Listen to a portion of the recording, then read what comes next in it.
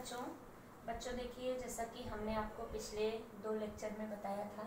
पहले लेक्चर में हमने आपको बायोलॉजी के बारे में बताया था कि बायोलॉजी क्या है, उसका बेसिक इंट्रोडक्शन बताया था और कुछ एक साइंटिस्ट के बारे में हमने आपसे डिस्कस किया। बच्चों दूसरे लेक्चर में हमने आपको लिविंग बींग्स के बारे में थोड़ा बताया था। जो लिविंग बींग्स हैं इनके बारे में, पौधों और जंतुओं के बारे में, और कैसे आप दोनों में अंतर करेंगे, कैसे आप समझेंगे कि जो जीव हैं उन जीवों में कौन सा प्लांट है और कौन सा एनिमल है।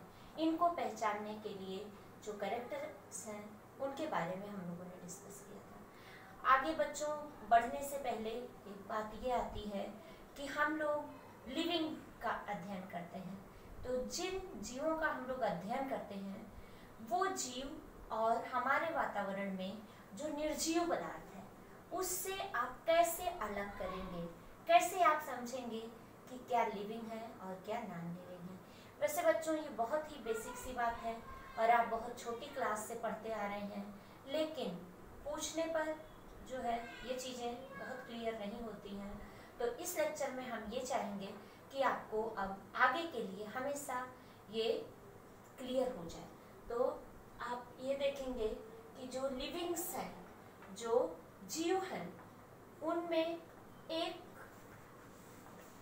जो रासायनिक अभिक्रियाएं हैं वो बहुत ही विशिष्ट और इनका जटिल संगठन होता है। जीवन इन्हीं विशिष्ट और बिल्कुल ही जटिल रासायनिक अभिक्रियाओं का ही नाम है। तो life is a specific complex organization of living beings and chemical reaction. जो रासायनिक पदार्थ हैं उनके एक विशिष्ट जो आपका कॉम्प्लेक्स है, ऑर्गेनाइजेशन है, उसी को हम लोग जीवन कहते हैं, लिविंग्स कहते हैं। अब कैसे आप पहचानेंगे कि कौन सा सजीव है और कौन सा निर्जीव है, किन लक्षणों के बेसिस पे पहचानेंगे। तो बच्चों ऐसे आप एक लाइन में तो कहते हैं ग्रोथ और रिप्रोडक्शन। जैसे जो लिविंग बीइंग्स हैं उनमें ग्रोथ होती है और रिप्रोडक्शन होता है, नॉन लिविंग्स में ग्रोथ और रिप्रोडक्शन नहीं होता। इन ग्रोथ और रिप्रोडक्शन के पीछे और भी बहुत सारी क्रियाएं होती हैं जो इन्हें सपोर्ट करती हैं।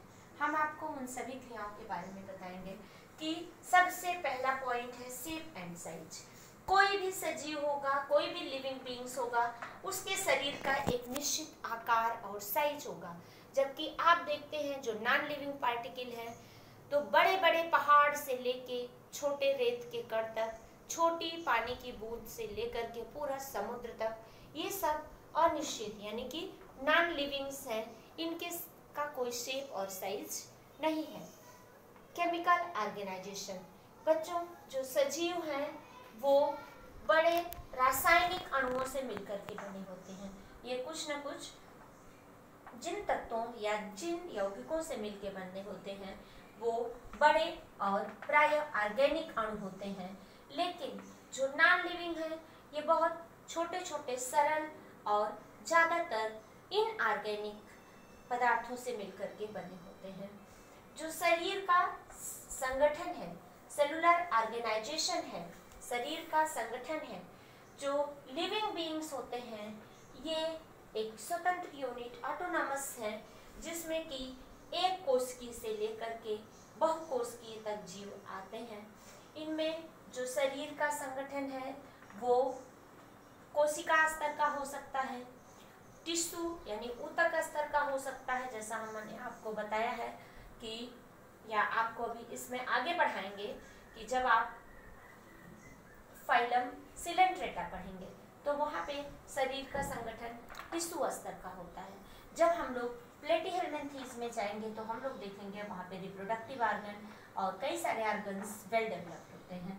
जब ऑर्गन सिस्टम के बारे में पढ़ेंगे जो हायर ग्रुप ऑफ ऑर्गेनिज्म में होते हैं। बच्चों नॉन लिविंग में शरीर का कोई संगठन नहीं होता है, क्योंकि कोशिका नहीं है, वहाँ पे जीवित कोशिका नहीं है, इसलिए उसका कोई संगठन आप नहीं देख सकते हैं। मेटाबॉलिज्म, आप जानते हैं कि सभी जीवों में जो जैविक क्रियाएं हैं, जो बायोलॉजिकल एक्टिविटीज हैं, उनको उन्हीं का जो चलते रहना है वो मेटाबॉलिज्म कहलाता है। मेटाबॉलिज्म दो तरह की हैं, एक आपको एनाबॉलिज्म और दूसरी कैटाबॉलिज्म। एनाबॉलिज्म में छोटे छोटे अणु मिलकर के बड़ा मॉलिक्यूल बनाते हैं, इसलिए एनाबॉलिज्म को हम लोग सिंथेटिक प्रोसेस कहते हैं। और कैटाबॉलिज्म में बड़ा मॉलिक्यूल टूटता है छोटे छोटे मॉलिक्यूल में।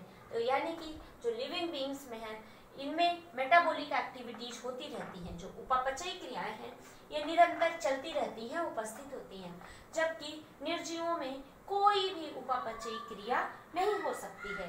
वहाँ पे डेड सेल हैं, कोई भी लिविंग सेल्स नहीं है, या फिर वो मैटर का ही एक संगठित रूप है। लोकोमोशन और मूवमेंट, बच्चों आपने देखा है जो लिविंग बीइंग्स हैं, जो जितने सजीव हैं, सब में गति होती है, सब में मूवमेंट होती है।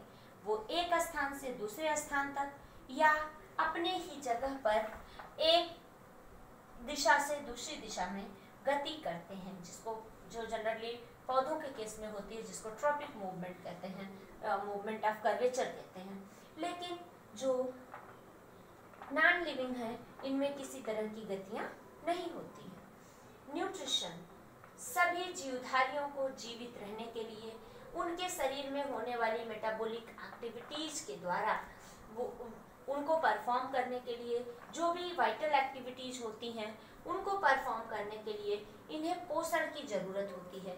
क्यों? क्योंकि इसमें वृद्धि होती है।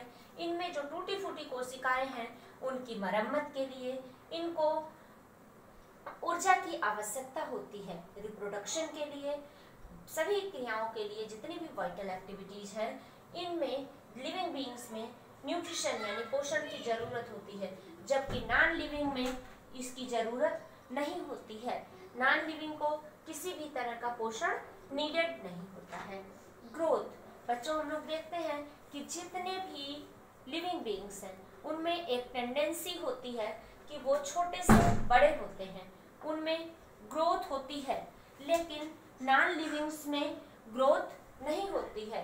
नॉन लिविंग पार्टिकल के रूप में होते हैं, बड़े पार्टिकल हैं, छोटे पार्टिकल हैं, बट उनमें वृद्धि नहीं होती है।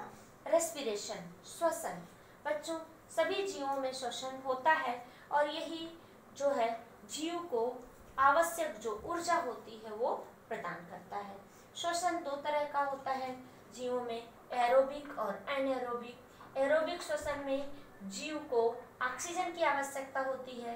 एनाएरोबिक वो जीव होते हैं जो बिना किसी ऑक्सीजन की प्रेजेंस के ही श्वसन कर सकते हैं। लेकिन जो निर्जीव होते हैं उनमें श्वसन की क्रिया अनुपस्थित होती है। एक्सक्रेशन, सभी जीवधारियों में जो डिफरेंट मेटाबॉलिक एक्टिविटीज होती हैं, उन डिफरेंट मेटाबॉलिक एक्टिविटीज के कारण इनमें कुछ न कुछ एक्सक्रेटरी पदार्थ बनता है, और चूंकि यह एक्सक्रेटरी पदार्थ शरीर के लिए हानिकारक होता है, इसलिए इसका शरीर से बाहर निकलना आवश्यक होता है। तो सभी जीवधारियों में उत्सर्जन की प्रक्रिया होती है, जिसके द्वारा वो अपने शरीर से जो वर्ज्य पदार्थ है, अपशिष्ट पदार्थ है, उनका त्याग करते हैं। लेकिन नॉन लिविंग्स में कोई भी एक्सक्रेशन की प्रोसेस नहीं होती है। रिस्पॉन्सिवनेस, होम्योस्टेसिस और एडाप्टेशन, बच्चों सभी सजीव अपने बाह्य उद्दीपन के प्रति सजग होते हैं, उनमें रिस्पॉन्सिवनेस होती है और ये बाह्य वातावरण से अपना संतुलन बनाए रखते हैं और बाह्य वातावरण में होने वाले परिवर्तनों के हिसाब से अपने आप को अनुकूलित करते हैं। लेकिन ये सभी प्रोसेस निर्जीव में देखने को नहीं मिलती हैं। जीवधारियों में रिप्रोडक्शन होता है, जो कि एक विशिष्ट लक्षण है, ये एक विशिष्ट कैरेक्टर है सभी लिविंग बीइंग्स का, कि उनमें रिप्रोडक्शन होता है। वो अपने जैसी संतानें उत्पन्न करते हैं, जिससे कि आगे आने वाले दिनों में जब वो ना रहें तो उनकी जाति का अस्तित्व बना रहे।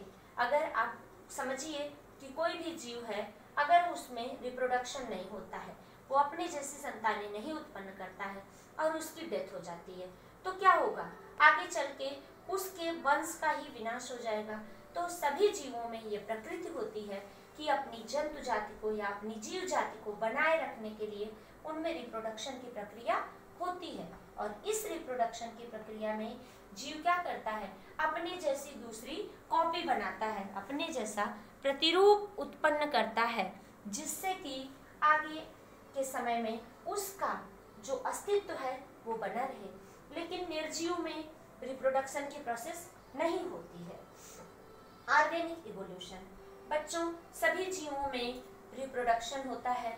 जीवों में जब सेक्सुअल रिप्रोडक्शन होता है तो सभी जीव क्या करते हैं, जो एक दूसरे से क्रोमोसोम का एक्सचेंज करते हैं, यानी कि मेल और फीमेल दोनों में जो गैमीट्स बनते हैं, मेल गैमीट और फीमेल गैमीट, इन दोनों गैमीट में फ्यूजन के कारण जाइगोट बनता है और इस जाइगोट से नया जीव बनता है। ये सेक्सुअल रिप्रोडक्शन की प्रोसेस में होता है। तो इस तरह से जीवों में वेरिएशन होता है, यानी कि आधा लक्षण उसको मदर से और आधा लक्षण उसको फादर से मिलते हैं, आधे लक्षण मदर प्लांट पेरेंट से और आधे लक्षण फादर पेरेंट से। इससे यह होता है कि जीवों में वेरिएशंस उत्पन्न होती हैं, विभिन्नताएं उत्पन्न होती हैं। और आप जानते हैं कि यही विभिन्नताएं जो होती हैं धीरे धीरे आगे चल करके ऑर्गेनिक इवोल्यूशन यानी जैव विकास का कारण बनती हैं। जीवों में होने वाली विभिन्नताएं ही प्रमुख रूप से जैव विकास का कारण होती हैं। इसलिए जो जीवधारी हैं इनमें ऑर्गेनिक इवोल्यूशन की प्रोसेस होती है, बट नॉन लिविंग्स में ये प्रक्रिया नहीं होती।